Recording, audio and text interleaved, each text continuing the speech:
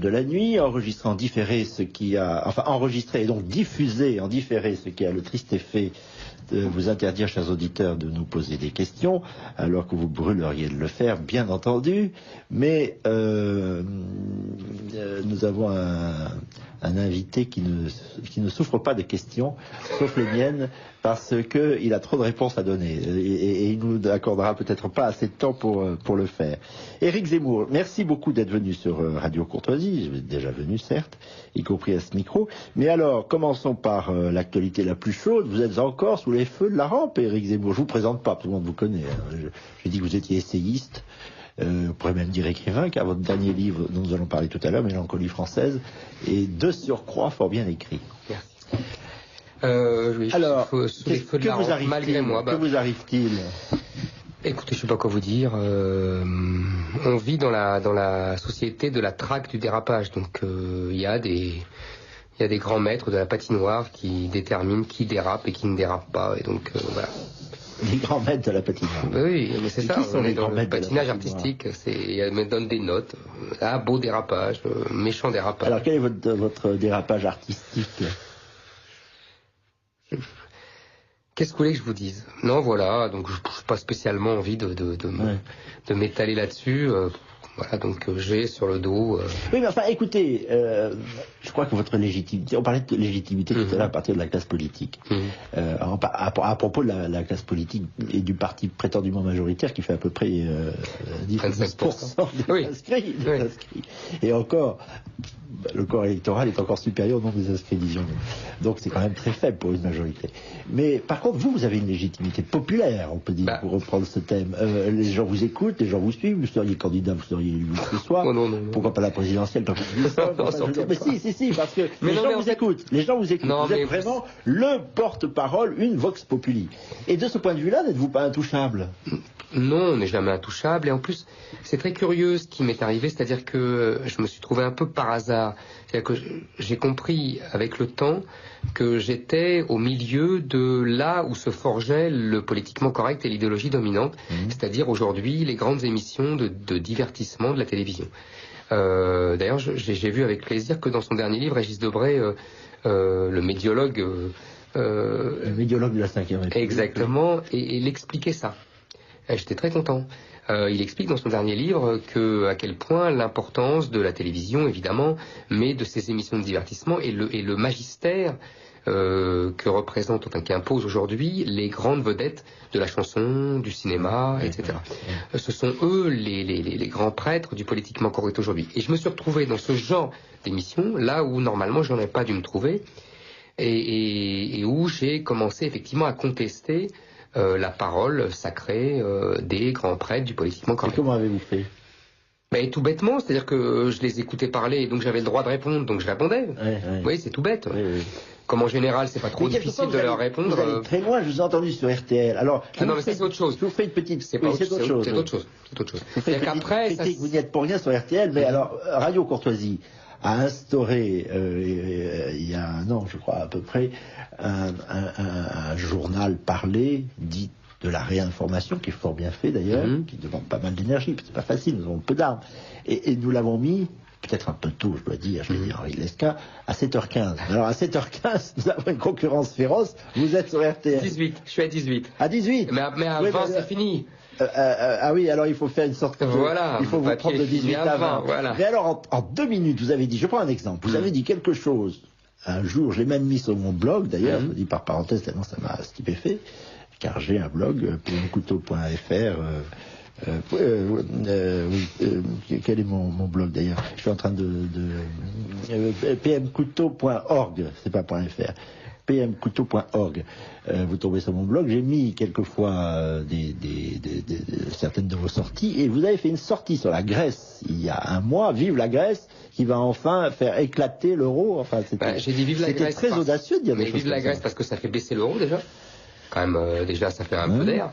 Et puis, effectivement, ça risque de faire exploser l'euro. Je pense que l'euro est devenu un corset qui étouffe qui étouffe l'industrie française et l'économie française. C'était pas écrit d'avance. Il y en avait qui avaient prévu ça, mais vous voyez, c'était. Je vous avais même parlé de libération. Si l'euro venait à éclater, vous avez utilisé le mot libération, c'est très fort. Mais je le désapprouve pas. Non, mais je sais bien. Il n'y avait pas de main morte. Écoutez, j'ai des gens à RTL qui sont venus me voir à Noël, juste avant Noël, et qui m'ont demandé de faire une chronique tous les matins, en me disant tu as le quartier libre, tu écris ce que tu veux, voilà. Quartier libre. Quartier libre. Ouais.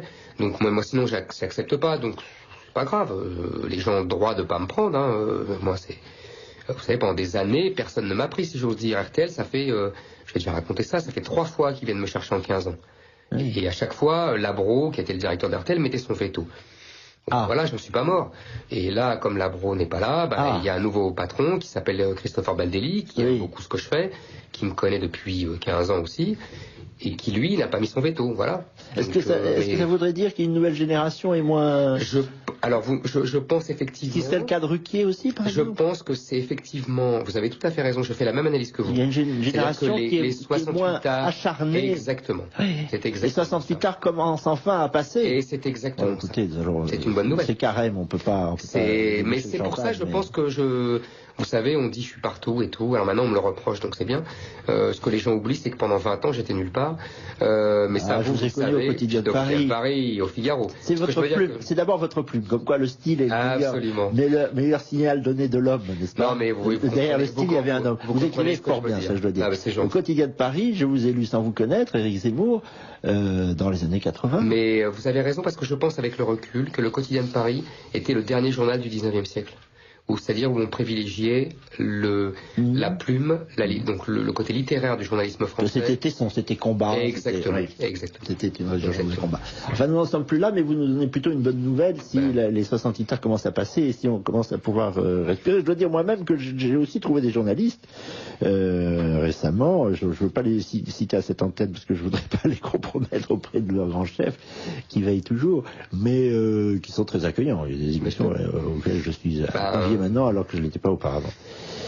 Alors, Éric Zemmour, on va parler de votre livre. Je ne sais pas si Gaël Nofri ou Jean Robin ont des questions à vous poser sur cet aspect des choses. Oui, je voudrais dire une chose, c'est que donc je sors un livre aussi qui s'appelle Le Dictionnaire des débats interdits. Oui, nous allons en parler tout de suite. Oui. Et la personnalité, sans doute, que je cite le plus dans ce livre, puisque c'est lui, enfin c'est vous qui avez le plus attaqué le politiquement correct, mais à la hache.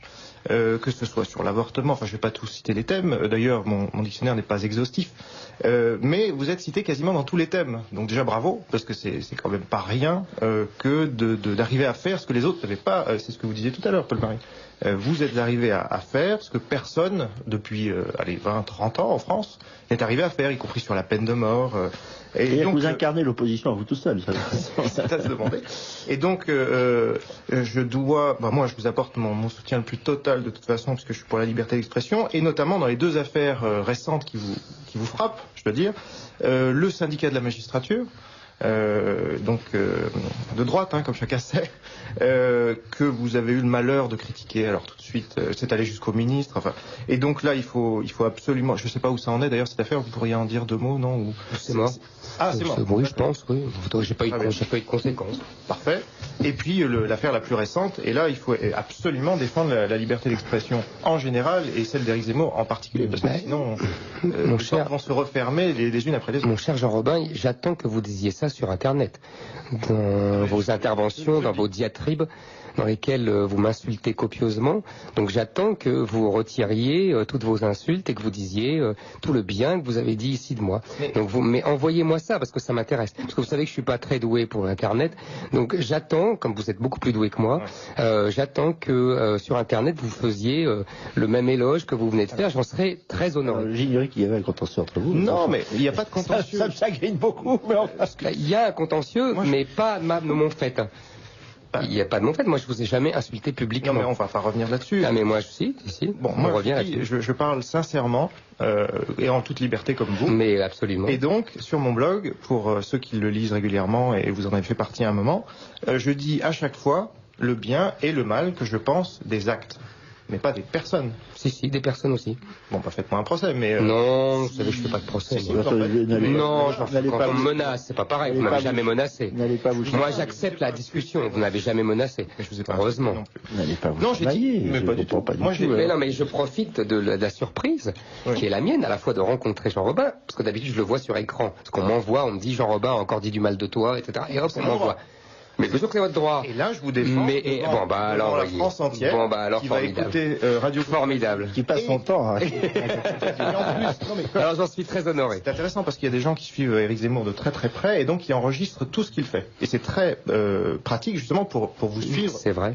C'est vrai que j'ai cette, En direct, mais j'ai cette aussi chance-là, en des direct. gens très Voilà. gentils. Et donc chacun a écouté cette émission, à se rendre sur mon C'est vrai, blog, c'est dans vrai, les c'est archives. Il y a des gens charmants et qui enregistrent tout ce que je fais. Mais c'est autre chose. On va parler de, Allez, on va parler du livre. On va parler de votre livre. Je suis venu pour ça, Moi après. aussi, je suis pas entièrement d'accord avec Ben, vous. Mais je demande pas ça. Je témoigne que vous faites. Je ne connaissais pas votre contentieux avec Jean Robin. Je témoigne que vous faites avancer nos idées. N'entrons pas dans le détail, franchement, au point où on en est. Allons à l'essentiel. Vous les faites avancer mieux que moi-même d'ailleurs. Je l'avoue à ma courte honte, n'y suis jamais arrivé. Donc je suis très très admiratif. Je dois dire même d'ailleurs que lorsque nous déjeunons ensemble, ça nous arrive de temps à autre, la partie est difficile parce que nous sommes sans cesse interrompus par des braves gens qui vous repérant à l'horizon viennent vous dire des choses simples, Très gentil. des choses certainement moins élaborées que les constructions intellectuelles de Jean Robin, Non, mais c'est qui vrai, sont très simples, Mais qui sont absolument. fortes et qui sont vous prouvez que par votre succès sur les radios, les télévisions, et par le fait qu'elles ne peuvent plus se passer de vous, on va vous chercher, vous prouvez qu'il existe encore un peuple français. C'est une question angoissante pour moi. Est-ce qu'il y a Mais encore un peuple? vous savez, c'est drôle ce que vous dites parce Et que vous le montrez. le livre, alors là, avec ce livre, je m'attendais pas du tout à ça parce que a priori, c'est pas un livre dans lequel on rentre comme ça facilement. C'est Mélancolie pas- française. Il faut un peu bon. Alors, on va y venir. Et ça prend des proportions incroyables. Je croule sous les mails de soutien, sous Oui. le courrier, sur les... On dit courriel, Franchement, d'ailleurs, à Radio Courtoisie. non mais Oui. courrier et courriel. D'accord, c'est bien. Non mais c'est vrai, je vous assure que c'est vrai. Je vous c'est- taquine. Vous c'est- connaissez, c'est comme Jean Robin, la formule latine, qui bene amat, bene taquinat. Alors,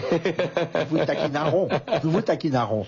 Alors allez-y. Alors, je ne sais pas si Gaël nous fait quelque Moi, chose à j'avais vous une dire. question Je voudrais à en vous venir poser. à ce livre tout de même. Ah, oui. J'avais une question à vous poser. D'après vous, votre succès, parce que je m'interroge souvent, il était incontestable que vous avez un succès, Paul Marie le disait, plus que n'importe même quel homme politique actuel qui essaye... Mais c'est pas un homme politique. Oui, justement. Vous n'avez pas compris. Alors, est-ce que d'après vous, c'est parce que les Français sentent bien que le débat politique est mort et que vous êtes l'alternative un peu à ce débat électoral qui est biaisé, on voit le taux d'abstention, ou d'après vous, est-ce que c'est face au politiquement correct, les Français sont enfin heureux d'entendre un peu quelque part la voix du bon sens?